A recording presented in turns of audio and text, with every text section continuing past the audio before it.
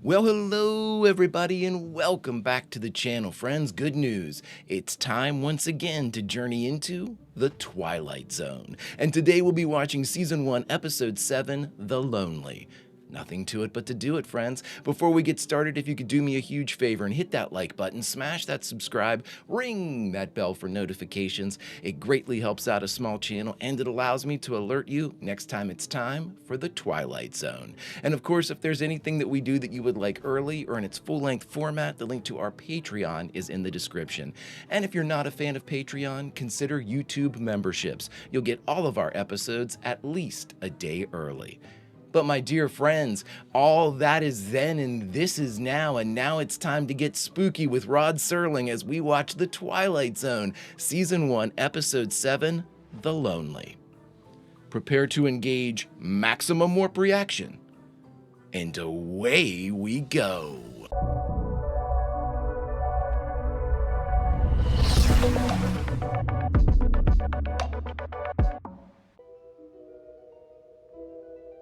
So good. There is a fifth dimension, beyond that which is known to man. Talk that spooky, Rod. Talk that spooky. What do we got this week? What do we have? What do we have? Place your bets. Place your bets.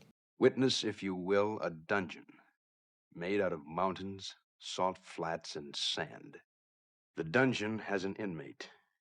I've seen that guy in like a million things. For the record, let it be known that James A. Corey is a convicted criminal placed in solitary confinement. Out in the desert? In this case, stretches as far as the eye can see. Oh, wow. The particular dungeon is on an asteroid 9 million miles from the Earth. What? Now witness, if you will, a man's mind and body shriveling in the sun. A man dying of loneliness. Wow. You get your own asteroid? What did you do, buddy? Entry, 15th day, 6th month, the year 4. And all the days and the months and the years the same. And I hope it's Allenby's ship because he's a decent man and he brings things for me. Like he brought in the parts of that antique automobile. Whole year putting an old car together. But thank God for that car and for the hours I used up, the days and the weeks. Wow. The desert and the wind, the silence, and myself. I assume water and food has to be brought in. Oh, wow. That looks fantastic. There's three of them. Allenby! Allenby! Great camera shot. All right. You? What a place you've got here, Corey. Glad you like it. I didn't say I liked it. I think it stinks. Okay, well, thanks, bud. But you've got it made here, haven't you, Corey? Yeah, this makes for simple living, doesn't it? Oh my God, that's Ted Knight. 4,000 from east to west, and all of it just like this. All right, Adams, cut it out. Adams. Well, we've only got a 15-minute layover this time, Corey. Oh my God. Hey, look, I got some beer saved. We could play some cards. You know. Yeah, I know. I wish we could, Corey, but like I said, we've only got 15 minutes. I can't believe that's Ted Knight. Hey, we've been here 2 minutes already, and he hasn't asked about the pardon. Pardon? Sort of seems like you don't have one. Corey, the sentence reads 50 years, and they're not even reviewing cases of homicide. Adams, you're gonna get yourself killed, buddy. I told you last time there's been a lot of pressure back home about this kind of punishment. A lot of people who think it's unnecessarily cruel. Allenby, every morning when I get up, I tell myself this is my last day of sanity. Oh, man. I can't stand this loneliness one more day. I'd like to know some specifics about his case so I can know whether or not to feel sympathy for him. I can't do that for another 46 years, Allenby. I'll go right out of my mind. You're breaking my heart. Adams, you and Carstairs go get the supplies. Carstairs. You guys got 15 minutes. Minus 4, 5. I don't want tidbits. Makes me feel like an animal in a cage with an old lady out there who wants to throw peanuts at me. Well, that's what you are, bud. Pardon, Allenby. That's the only gift I want. Do you think Allenby's in charge of that, bro? I killed in self-defense. There are still a lot of people who believe me, and it happens to be the truth. I killed in self-defense. I know. This isn't an easy assignment to handle. Stopping here 4 times a year and having to look at a man's agony. Well, I can't bring you freedom. All I can do is try to bring you things to help keep your sanity. Something to... I mean, hell, for 8 months out of the year, Allenby's in a prison, too. Gotta go now. We'll be back in 3 months. Oh my God. Yeah, see ya. Look, when you open up that crate, there's nothing you need to do. The item's been vacuum packed. You'll need no activator of any kind. The air will do that. Now, they don't know what it is that I've brought, so I'd appreciate your waiting until we get out of sight. Dude's trying. Dude is trying. So it's self-defense for Corey, so he claims, but he definitely killed somebody. I don't much care what's in it. But for the thought, for the decency, thank you. Quite welcome, Corey. What a good man, you know? It's one of the things I love about the Twilight Zone. It's so, like, focused on a central figure. You know, the ones I've experienced so far, it's, you know, we've got, like, one principal subject, and it's really, really neat. And they usually get such great actors. You said the wait, dude, right? You said the wait till they're out of sight? I'm assuming, like, flying away? Said it's vacuum sealed, so it's probably something to eat. Or perishable, right? Camp. What's in the big crate, huh? I wouldn't tell you. Maybe it's just an illusion. Maybe it's salvation. I like they're like football helmets. You are now the proud possessor of a robot built in the form of a woman. To all intent and purpose, this creature is a woman. Physiologically and psychologically, she is a human being with a set of emotions and a memory track. What? She is beyond illness, and under normal circumstances should have a lifespan similar to that of a normal human being.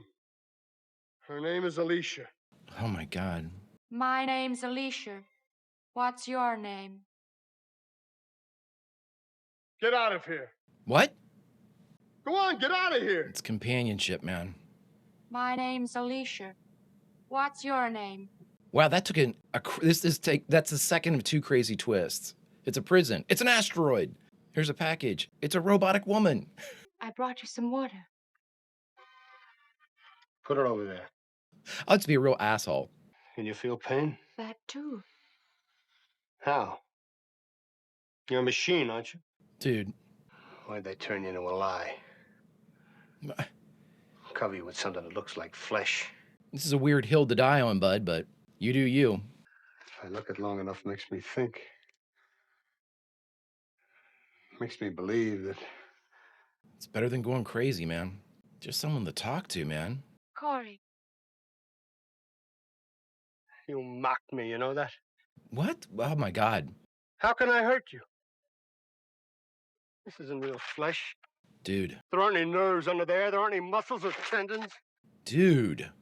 It doesn't look at me with make-believe eyes or talk to me with a make-believe voice. Whew.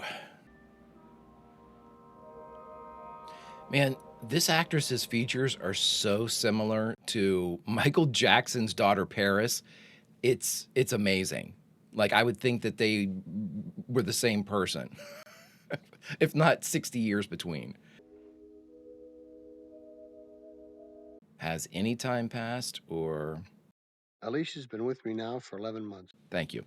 Is it man and woman? Or man and machine? Doesn't matter. But there are times when I do know that Alicia is simply an extension of me. I hear my words coming from her, my emotions.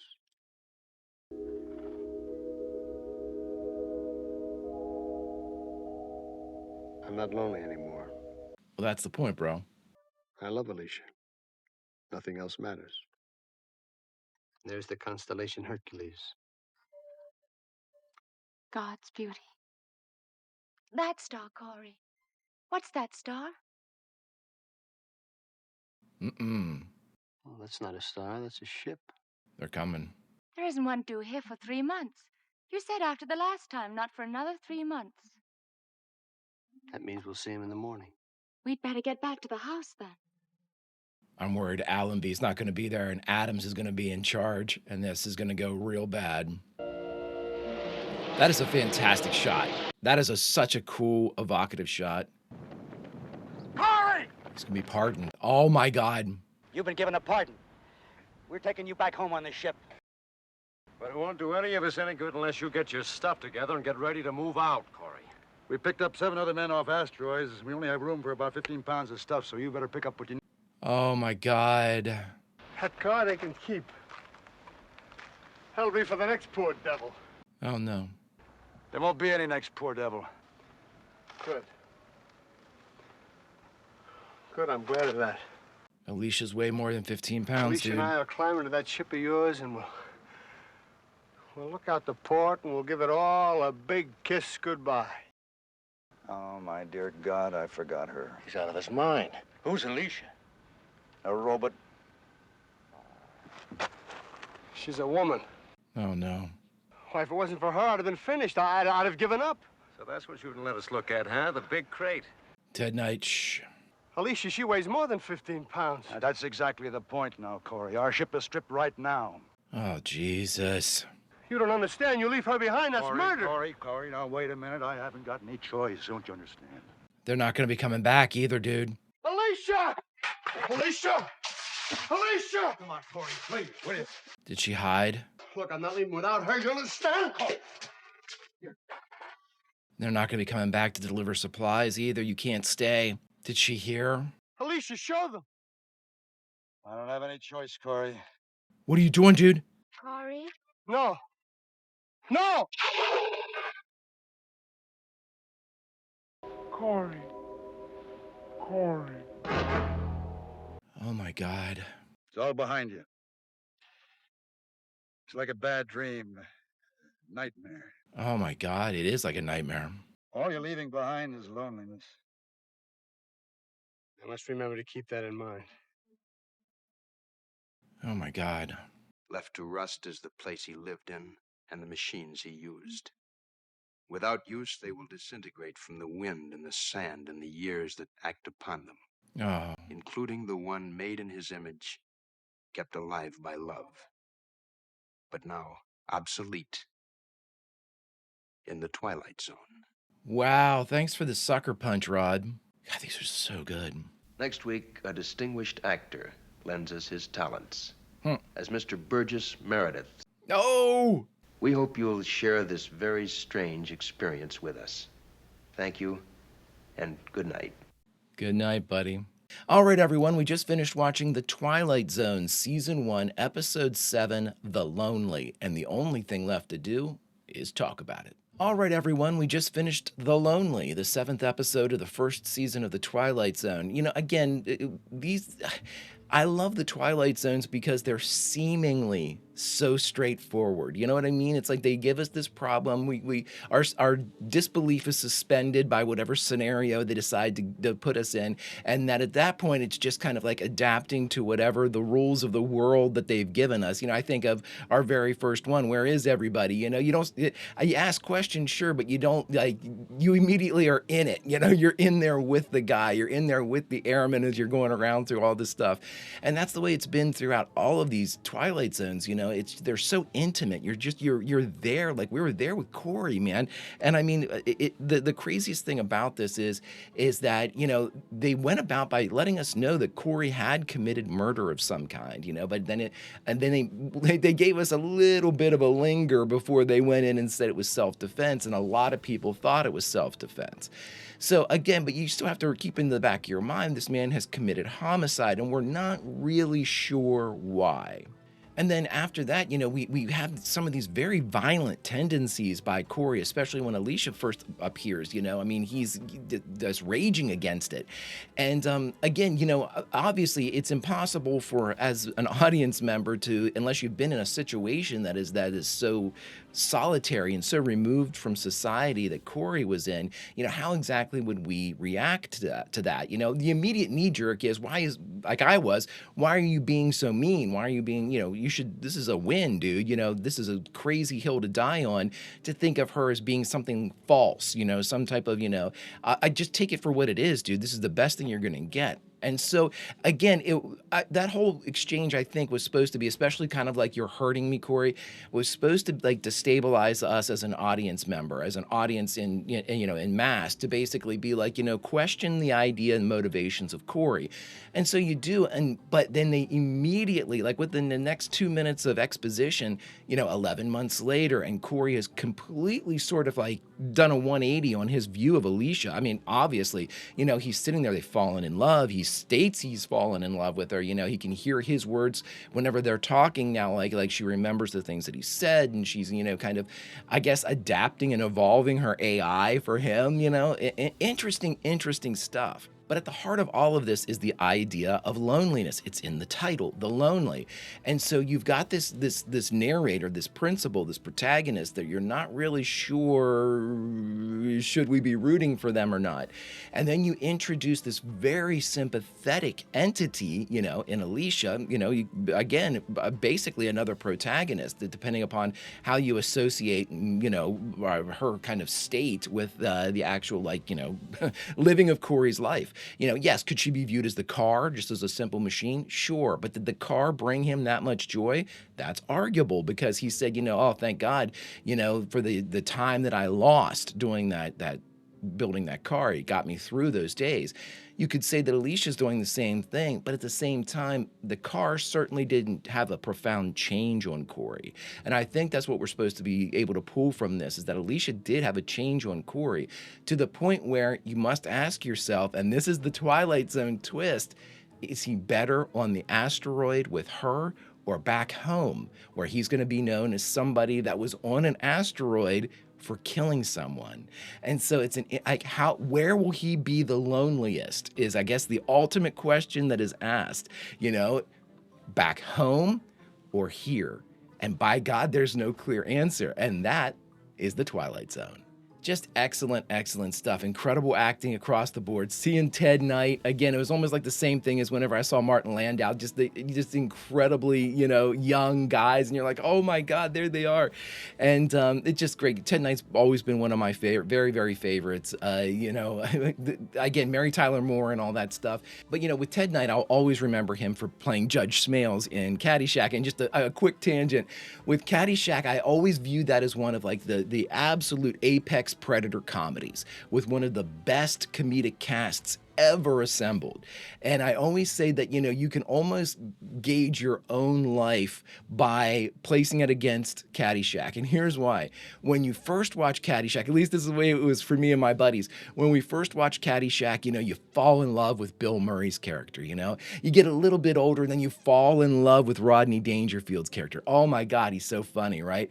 And then you get a little bit older, and you're like, oh, Chevy Chase, oh my God, he's so funny in this movie. But then, when you get real old like me, you realize that the glue that held that whole damn thing together was Ted Knight. And Ted Knight, for me, will always be the star of Caddyshack from this point forward, I think, in my life. So, you know, seeing him again in the, you know, the brilliance of youth and still being so good at his craft, it was absolutely awesome. But again, the Twilight Zone, it is just one of those things that, like, when I'm done watching, I'm like, do I feel better that I watched this? What did I learn? What did I take away? And the takeaway from every Twilight Zone is, you've just witnessed the masters of their craft giving you a tale. It's not, certainly doesn't have to be, nor is it promised to be a happy one. But if you could do me a favor and hit that like button, smash that subscribe, ring that bell for notifications, it greatly helps out a small channel, and it allows me to alert you next time it's time to journey into the Twilight Zone. And of course, if there's anything that we do that you would like early or in its full-length format, the link to our Patreon is in the description. And if you're not a fan of Patreon, consider YouTube memberships. You'll get all of our episodes at least a day early.